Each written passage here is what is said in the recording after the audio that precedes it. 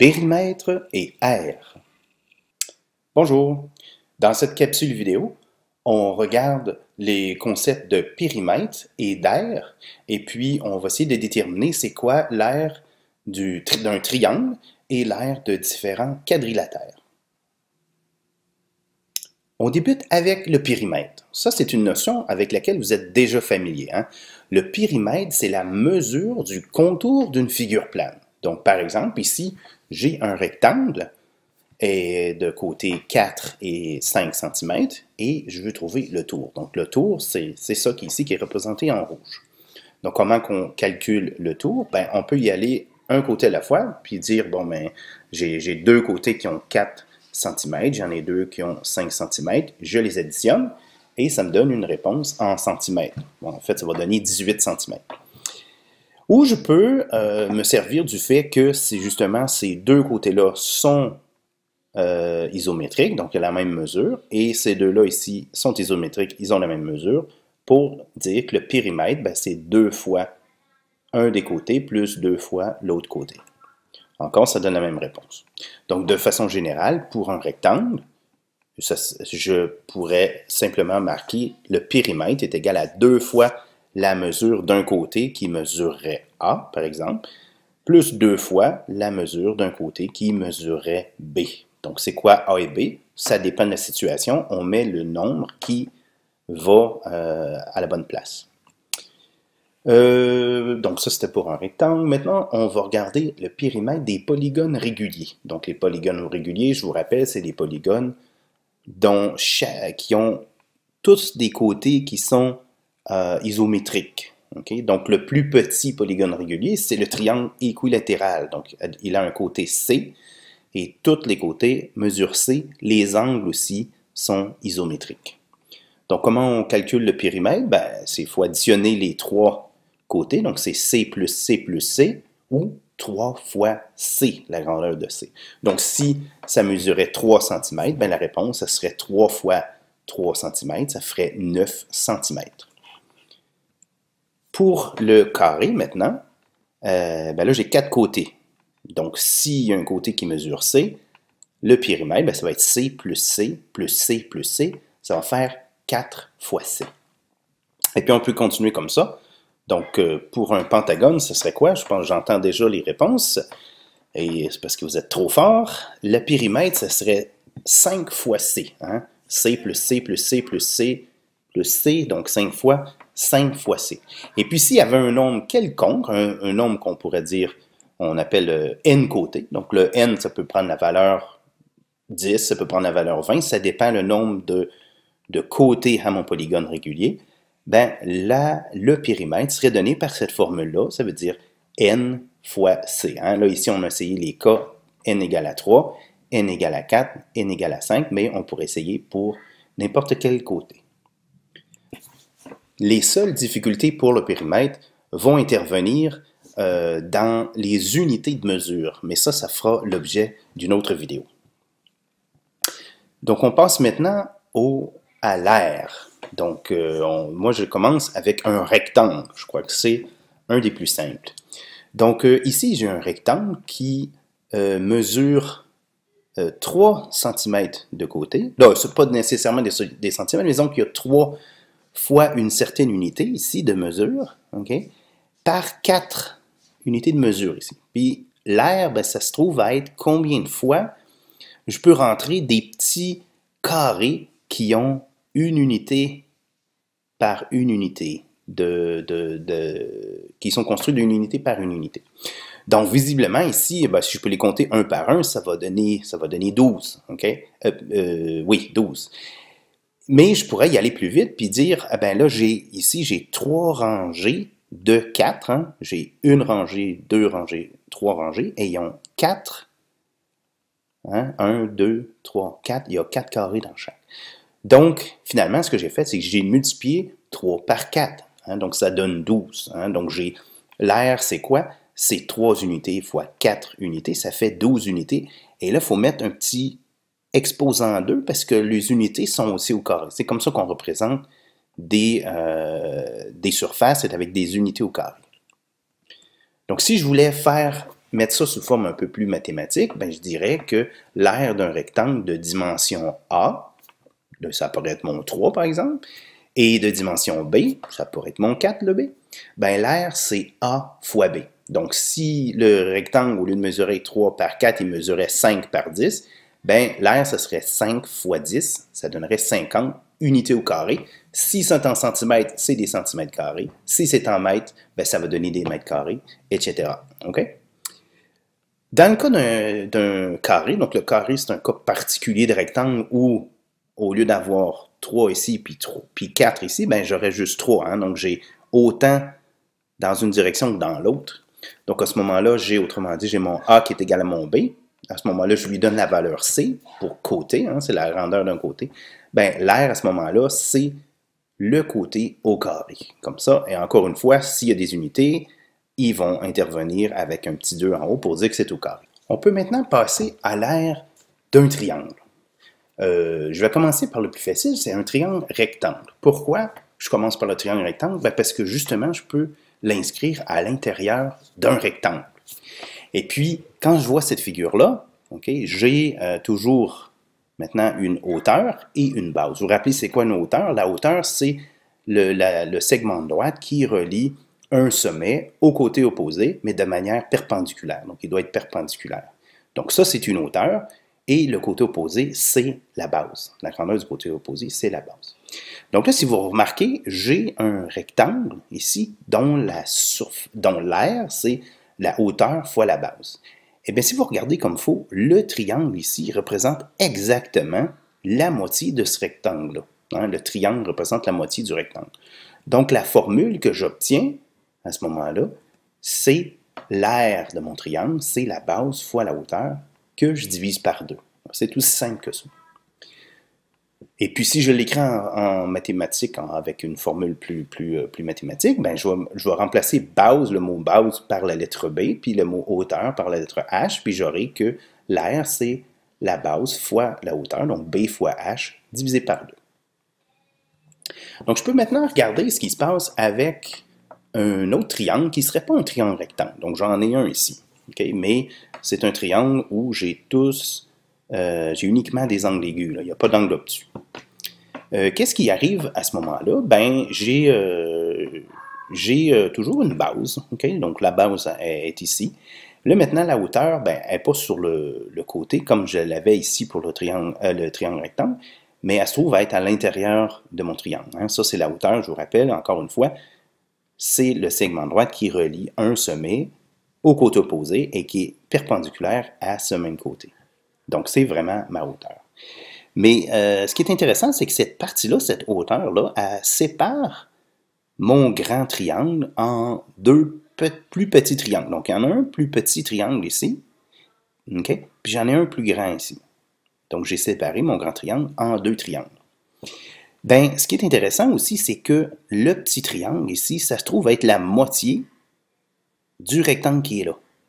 Et puis, le triangle qui est ici, okay, se trouve à être la moitié de ce carré. En fait, là, c'est un carré, mais de façon générale, ça sera un rectangle.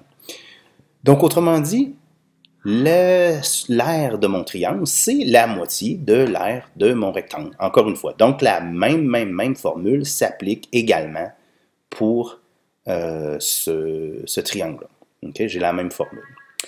Là, maintenant, je vais regarder un autre triangle. Donc là, avant, là, j'avais simplement déplacé le sommet du haut, je l'avais déplacé, mais je restais à l'intérieur de mon grillage. Là, je sors de mon grillage, de sorte que là, j'ai un angle ici qui est un angle obtus. Ouais, donc là, ça a l'air plus compliqué, effectivement. Ben, la première chose que je vais faire, c'est de compléter le grillage. Donc là, j'ai remis mon triangle complètement à l'intérieur d'un grillage. J'ai reproduit ici le triangle sur une autre page pour me permettre d'avoir plus de place là, pour faire mon calcul. J'ai aussi mis des lettres pour les sommets, E, F, H, et puis j'ai rajouté un point G ici qui tombe perpendiculairement là, à la prolongation du segment FG. Pourquoi? Ben, simplement parce que à ce moment-là, le segment EG, ça se trouve à être la hauteur de mon triangle. Vous vous rappelez, hein, c'est le segment droit qui relie un sommet au côté opposé ou à sa prolongation et qui est perpendiculaire à ce côté. Donc, c'est la hauteur. Et puis là, maintenant, ce que je me rends compte, c'est que je suis pas capable directement de calculer l'aire de ce triangle-là, mais je saurais calculer l'aire d'un triangle EFG, hein, parce que ça serait un triangle droit. C'est plus que ça me donne, hein, ça me donnerait une valeur plus grande que ce que j'ai de besoin. Puis le combien de plus grand, ben ça se trouve va être l'aire d'un petit triangle EGH qui est ici. Hein? Donc, il faudrait que je calcule l'aire d'un grand triangle moins l'aire d'un petit triangle rectangle. Mais j'ai au moins 2 triangles rectangles avec lesquels je peux travailler. Donc là, j'ai la base ici de mon triangle rouge qui se trouve être le segment FH. Et puis là, ben là, dans mon calcul, j'ai besoin du segment HG ou GH. Je vais l'appeler petit bout, okay? Parce que il me reste juste un petit bout. Donc, la procédure, si je répète, c'est que l'aire de mon triangle, c'est l'aire du triangle rectangle EFG moins l'aire du petit triangle EGH. Donc, on va y aller par étapes. On va d'abord calculer l'aire de mon grand rectangle EFG. Hein? Donc, EFG, hein, ce triangle-là. L'aire d'un triangle rectangle, ben, c'est la hauteur fois la base divisé par 2. Mais là, la base de mon triangle, c'est pas juste le mot base ici qui est marqué là. C'est le base plus le petit bout qui est ici. Il ne faut pas que je l'oublie, mon petit bout, sinon ça ne marchera pas. Donc, je mets ça en parenthèse, puis au lieu de marquer base, ben, je vais marquer base plus petit bout.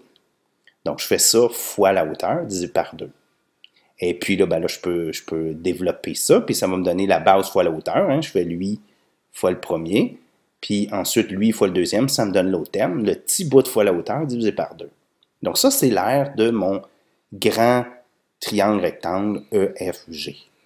Maintenant, si je calcule l'aire du petit triangle EGH, ben là, à ce moment-là, la hauteur, c'est la même. OK? Puis la base, ben, ça se trouve être mon petit bout. Fait que je vais marquer petit bout fois hauteur divisé par 2. Donc là, si vous suivez mon raisonnement, il faut que je soustrais celui-là de celui-là. Donc, je fais ça moins ça. Ben, vous remarquerez que ça ici, ce terme-là, petit bout fois hauteur, c'est le même dans les deux cas. Donc, je peux tout simplement les enlever de sorte que tout ce qui va me rester, une fois que je fais la soustraction, c'est base fois hauteur divisé par 2. Hein? Donc, l'aire de mon triangle, c'est base fois hauteur puis divisé par 2. Et puis ça, c'est rassurant. Ça veut dire que pour tous les triangles qu'on a vus, qu'ils aient complètement, qu'ils soient rectangles, qu'ils ne soient pas rectangles, mais qu'ils aient uniquement des angles aigus, ou qu'il y ait un angle obtus, j'ai toujours la même formule. C'est l'aire du triangle, c'est la base fois la hauteur, divisé par 2, ou B fois H, divisé par 2. Donc, maintenant, une fois qu'on sait tout ça, on peut s'attaquer à des figures plus complexes, à d'autres sortes de quadrilatères. Donc, voici ici un parallélogramme. Encore une fois, je l'ai mis sur un grillage. Vous allez voir que lui, je suis capable de le découper puis de le réorganiser. Donc, je vais tracer cette droite-là, qui se trouve être, hein, qui est perpendiculaire. C'est la hauteur de ce que j'appelle de mon parallélogramme. Et puis, la base, ben, ça se trouve être ce segment-là, ou le segment ici, là, ça revient au même. Donc, qu'est-ce que vous remarquez? C'est que ce triangle-là ici, là, je peux le prendre, le découper, puis aller le coller ici. Puis qu'est-ce que j'obtiens? J'obtiens un rectangle. Bon, là, dans cet exemple précis-là, ça donne un carré, mais dans le fond, de façon générale, ça c'est un rectangle. Et puis, je sais comment calculer la surface. La surface, c'est la base fois la hauteur. Hein? Donc, l'aire d'un parallélogramme, ben, c'est simplement donné par base fois hauteur, ou si je mettais des lettres, là, B fois H. Maintenant, on regarde le trapèze. Donc, le trapèze, ça a l'air le plus compliqué de la gang, mais encore une fois, c'est pas sorcier. Hein. Il y a plus qu'une stratégie. Une stratégie, ce serait de réaliser que si je coupe ça comme ça, ben, j'aurais un triangle ici. Si je coupe ici, ben, j'aurais un autre triangle, je saurais le mesurer, des triangles rectangles, soit dit en passant, et puis il me resterait juste un rectangle ici. Donc ça serait une façon, mais on a une autre formule plus rapide. Donc comment je procède, c'est que je prends ce trapèze, puis j'en fais une copie. Donc là, j'en ai une copie en vert, je vais la déplacer là, pour qu'on voit bien ce qui se passe. Je vais la virer de bord, on la tourne de bord. Et puis là, je vais aller les connecter. Donc là, je connecte mes deux trapèzes ensemble. Et puis, qu'est-ce que j'obtiens? Ben, j'obtiens un parallélogramme. J'obtiens un parallélogramme. Et puis, l'aire du parallélogramme, ben, on la connaît, c'est l'air, c'est la mesure de la hauteur fois la base. Okay? Donc, l'aire de mon trapèze, ben, ça va être juste la moitié de l'aire de mon grand parallélogramme. Donc là, j'ai juste à trouver les paramètres du parallélogramme. Donc ça, c'est la hauteur. Je vais marquer hauteur. Et puis la base, ben, vous vous rappelez qu'un trapèze, ben, ça a deux bases. Il y a une petite base que j'écris en lettres minuscules, puis une grande base que j'écris en lettres majuscules. Et puis, c'est vrai pour mon trapèze rouge, c'est aussi vrai pour mon trapèze vert, hein, parce que j'avais fait une copie. Donc, je vais marquer base en lettres majuscules, puis base en lettres minuscules. C'est jusque-là, ils sont inversés. Là. La grande base est rendue en haut, puis la petite base est rendue en bas. Mais pour ce qui concerne le parallélogramme, ben lui, sa base, hein, maintenant, ben, c'est la somme de la grande base plus de la petite base. Donc, j'ai un parallélogramme comme ça. Donc, comment je calcule l'aire du parallélogramme? Ben, je connais la formule, donc c'est l'aire de la base, mais là, la base, c'est la grande base plus la petite base du trapèze, fois la hauteur. Ça, c'est le parallélogramme. Mais moi, mon trapèze, il est 2 fois plus petit, donc je vais le diviser par 2. Donc, l'aire de mon trapèze, c'est la grande base plus la petite base, entre parenthèses, il ne faut pas oublier de mettre ça en parenthèse, fois la hauteur, et je divise par 2. Et puis, si je mets ça en mathématiques, en formule un peu plus mathématique, ben, je vais mettre un B majuscule pour la base, un B minuscule pour la petite base, donc le B majuscule pour la grande base, fois H pour la hauteur, divisé par 2. Donc là, il nous reste juste le losange. Comment on procède pour le losange? Ben, encore une fois, je l'ai inscrit dans un rectangle. Donc, tout ce que j'ai besoin de savoir, c'est ce côté-là et ce côté-là. Mais ça se trouve à être ces deux droites-là. Je peux les dessiner au milieu de mon losange. Et puis, vous remarquerez que ça sépare mon rectangle en 4 petits rectangles. Et ils ont tous la même grandeur, les mêmes dimensions. De sorte, et puis, vous remarquerez qu'il y a autant de parties à l'intérieur du losange que de parties à l'extérieur du losange. Donc, si j'appelle ça la petite diagonale, et si j'appelle l'autre la grande diagonale, ben l'aire de mon losange, ben ça va être la grande diagonale fois la petite diagonale divisée par 2, parce que justement, c'est pas le grand rectangle au complet qui est occupé par mon losange, c'est seulement la moitié. Donc, si je remets ça en formule mathématique, ben l'aire, c'est le grand D fois le petit d divisé par 2. Donc, pour résumer ça et cette vidéo, l'aire du triangle, vous avez ici toutes les aires possibles. Donc, pour un triangle, peu importe le triangle, c'est base fois hauteur divisé par 2. Il y a un équivalent là, en formule mathématique. Pour un carré, ben, c'est le côté élevé à la puissance 2, ou en mathématiques, on dit C2. Pour un rectangle et un parallélogramme, c'est la même formule. C'est l'aire, c'est pas l'aire, mais c'est la mesure de la base fois la hauteur. En mathématiques, B fois H. Pour le trapèze, ben, c'est la grande base plus la petite base, entre parenthèses, fois la hauteur divisé par 2. Là, ici, j'ai l'équivalent en formule mathématique. Et pour le losange, ben, c'est la grande diagonale fois la petite diagonale divisé par 2, avec sa formule grand D fois petit d divisé par 2. Donc, ça conclut notre vidéo. Moi, je vous dis au revoir et à la prochaine.